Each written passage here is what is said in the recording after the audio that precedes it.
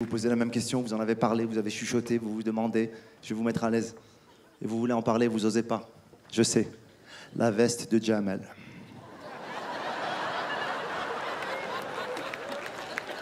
Moi, je l'ai vu, je croyais qu'il avait trouvé un travail dans un ascenseur.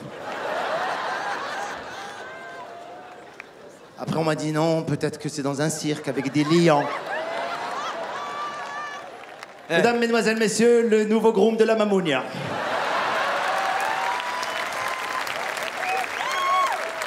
Mais Jamel, si tu me permets de leur dire une seule chose... Non, non, non, je te permets rien. Je suis content de te retrouver ce soir. Tu travailles pour Uber? Hein? Jamel Debbouze, mesdames, mesdemoiselles, messieurs, c'est à lui qu'on doit ce festival. Gage du malheur, s'il vous plaît. Je suis très heureux d'être de retour au Maroc, chez moi, à la maison. C'est un vrai bonheur d'être ici, mes amis, vraiment. J'étais à Casa hier, ma ville natale. Je sais pas s'il y a des gens de Casa ce soir. Casa, ma ville, la seule ville au monde où dans les écoles, on apprend aux jeunes qui passent le permis que quand le feu il passe au vert, il faut klaxonner. Casa, la seule ville au monde où les piétons doivent mettre la ceinture de sécurité. Il y a des marrakchines ce soir, des vrais marrakchines. Des vrais marrakchis, ouais. Salut Jean-Claude, salut Christophe, salut Bernard. Salut Mathieu, salut Mélanie, les vrais marrakchis. Ils sont là, de plus en plus de Français qui demandent la nationalité marocaine. Qu'est-ce que j'aimerais être une petite souris pour assister à la préfecture. Le jour où les Français vont demander leur nationalité ou leur papier. T'imagines? Ils leur demandent des pièces incroyables. Et le gars content, il venge toute la communauté marocaine de France. Il nous faut 2 photocopies de vous, gars. Yallah. Vous allez vous asseoir là-bas, on vous appelle peut-être aujourd'hui ou là demain. Ah, ça t'énerve, ah. Le Maroc, le seul pays au monde où on te demande un document qui n'existe nulle part ailleurs, les amis, je l'invente pas, un certificat de vie. Tu t'es présenté toi-même là-bas, bonjour, ça suffit pas pour lui, c'est pas assez vivant.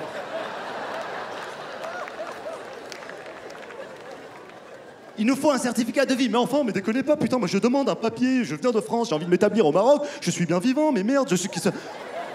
Ça me tue, ça, voilà. Tu connais ces Français qui connaissent des petits blagues dont on n'a jamais entendu parler? Écoute, j'ai été à Sidi Iknila, le près de Fidi Istanbul.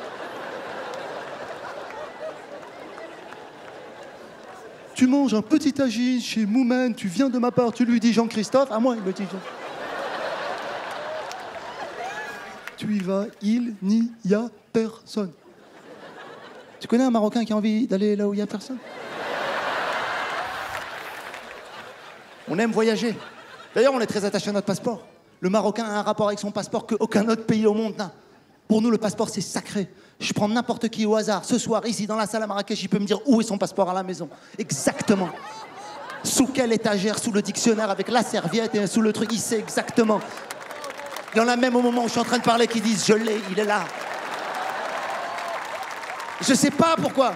Il y a même des gens, mesdames, mesdemoiselles, messieurs, que le passeport, ils le donnent à leurs parents. Ils ont 40 ans, 50 ans, à chaque fois qu'ils veulent voyager, ils passent chez les parents.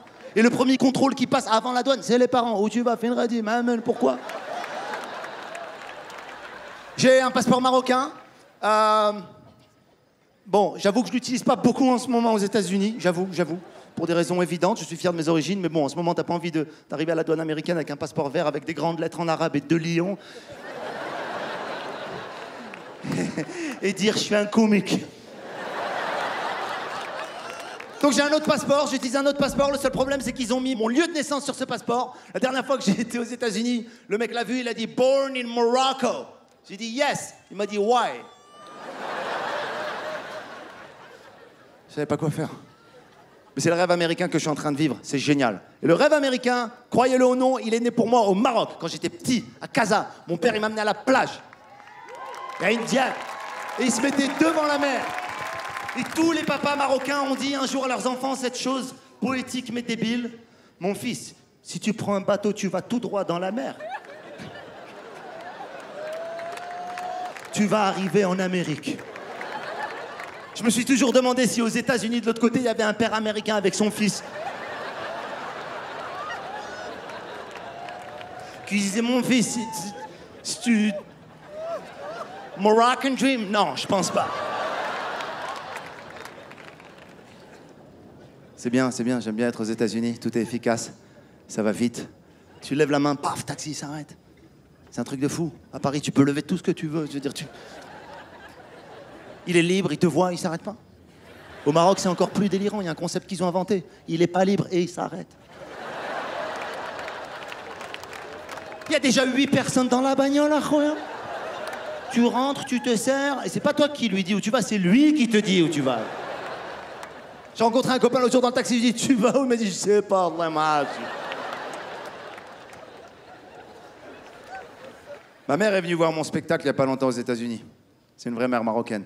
Elle parle pas l'anglais, elle m'a fait des commentaires sur le spectacle. J'ai dit, mais maman, tu connais pas l'anglais? Elle me dit, peut-être, mais je connais mon fils.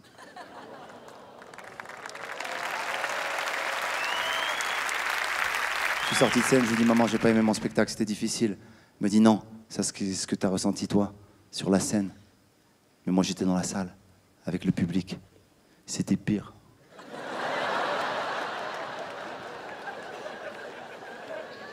Ma mère, elle est dingue, elle est folle. Loualida, c'est la plus drôle du monde, c'est elle qui m'inspire.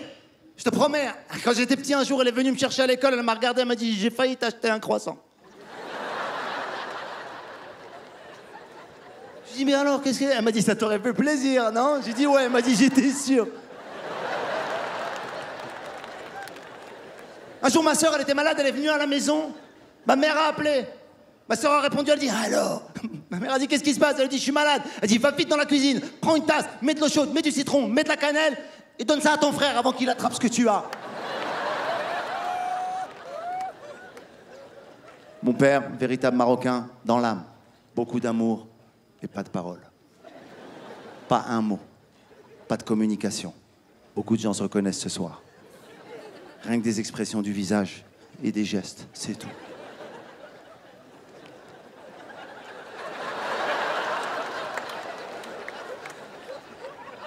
On passait des heures à jouer à cache-cache avec lui, il nous cherchait même pas.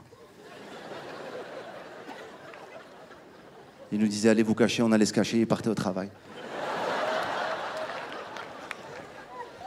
Un jour, je devais me déguiser pour l'école en cow-boy. C'était au Maroc. Cow-boy au Maroc. T'imagines, le rêve américain avait démarré depuis longtemps. Et là, il me met le chapeau de cow-boy, pistolet de cow-boy et les babouches. Je pense que tout le monde connaît les babouches. C'est des chaussures très pointues, qui n'ont pas de talons, qui n'ont pas de rien, qui ne sont pas finies, qui n'ont pas été terminées. La babouche, c'était un projet. Le premier babouchiste, il a commencé, quelqu'un l'a appelé. Oh, c'est ça faire les armes. Elles arrivent avec une odeur au préalable dès que tu les achètes, tu sais pas pourquoi, sans raison. Et en fait, ce qu'il faut savoir sur les babouches, c'est très très important, les amis, c'est mécanique, c'est physiologique, c'est physique. Quand tu portes des babouches, tu peux que aller tout droit. Il n'y a pas de demi-tour, il n'y a rien. Il n'y a pas longtemps, j'ai pris un avion pour aller aux États-Unis, j'étais en première classe. Je rentrais dans l'avion comme ça, tu vois, et puis j'étais habillé de manière très très détente, tu vois. Survêtements, basket, casquette. Et il y a un gars qui m'a regardé, il me jugeait. Je sais pas si c'est le syndrome de l'immigré ou du nouveau riche. Un nouveau riche, vous savez tout ce que c'est un mec qui peut se payer la première classe, mais qui demande des cacahuètes beaucoup dans l'avion. Champagne, 2, oui, on sait pas pourquoi. Et là, il y a un monsieur qui me regardait, tu vois, qui me regardait un peu de haut, comme ça, il était un peu... Et je sentais qu'il me jugeait. Je sais pas si j'étais parano ou quoi. Et j'ai décidé, je me suis dit, je vais radine staller, comme on dit en anglais. Je vais me foutre de sa gueule, je vais pas le lâcher, il va se rappeler de moi toute sa vie, ce mec. Et là, j'ai commencé à agir comme si j'avais jamais vu ça de ma vie, la première classe. Je fais, waouh. Waouh. C'est super ici, c'est mieux que là-bas, non? Oui, en effet, c'est mieux, oui. Et là, je lui ai montré mon siège, celui que j'avais payé. J'avais le carton d'embarquement. Je lui ai dit, je peux m'asseoir là ou... Il me dit, ben non, si vous êtes pas en première classe, c'est pas possible. Je dis, je ne dis rien, que si on a un fou, arrête. Et je vais m'asseoir là-bas, et si le mec il vient, je me laisse, je pars. J'ai été m'asseoir, je commençais à jouer avec les boutons. Il est devenu fou, le gars. Il a appelé l'hôtesse. Il a dit, je pense que ce monsieur ne voyage pas en première classe. Elle est venue me voir, je suis désolé, je dois avoir un carton d'embarquement. Je lui ai montré le carton d'embarquement, elle est venue. Elle lui a dit, c'est bon, il voyage en première classe. Et moi, je me suis levé, je suis retourné vers le mec. Et je lui ai dit, je lui ai donné 20 €. Merci Marrakech, vous êtes extraordinaire.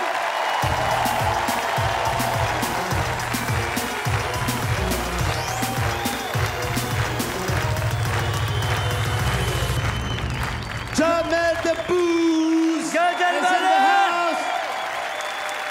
Gad, je te jure, tu nous as régalé. Merci Jamel, je suis content d'être là, merci. Gad, ouais. Je vais te dire, d'une, qu'est-ce que je kiffe quand je te vois faire pleurer, de rire les gens. Voilà. Et de deux? Il n'y a pas de deux. Il n'y a que de une. Ok. Ça fait très longtemps qu'on ne s'est pas vu avec Gad. Il paraît que tu as rencontré quelqu'un. Ouais, ça y est, arrête, tu vois. Hein? J'ai rencontré... Ouais, je vous raconte. En fait, j'ai rencontré une fille géniale, honnête, belle, et on a dîné ensemble il n'y a pas longtemps. Elle m'a dit, Gad, je voulais te dire une chose. Et elle m'a touché. Elle m'a dit, je suis peut-être pas la fille la plus belle du monde. Je suis peut-être pas la plus riche. Je suis peut-être pas la plus intelligente ou la plus sportive. Je suis peut-être pas la plus raffinée. Voilà.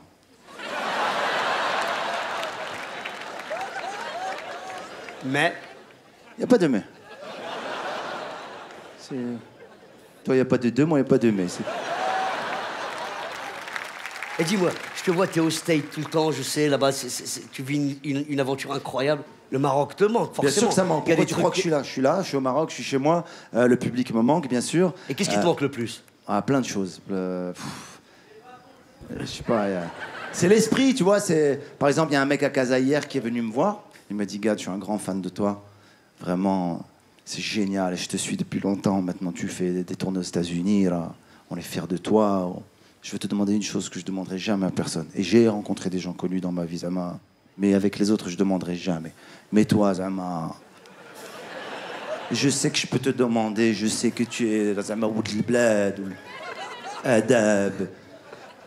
Je lui ai dit, vas-y. Il m'a dit, s'il te plaît, achète-moi une voiture.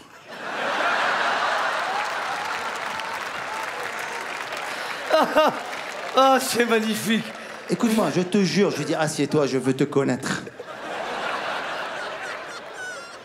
Et il m'a rajouté un truc, jamais m'a rajouté un truc, il m'a tué de rire, il m'a dit, je te jure, si tu fais ça, tu vas pas le regretter.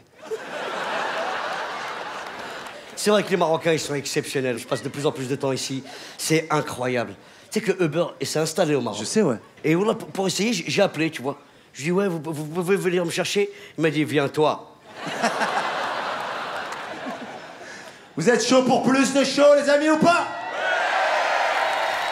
Mesdames, mesdemoiselles, messieurs, s'il vous plaît, une ovation pour monsieur Gad Elmaleh. Merci, c'est un bonheur d'être avec vous. La vive le Maroc.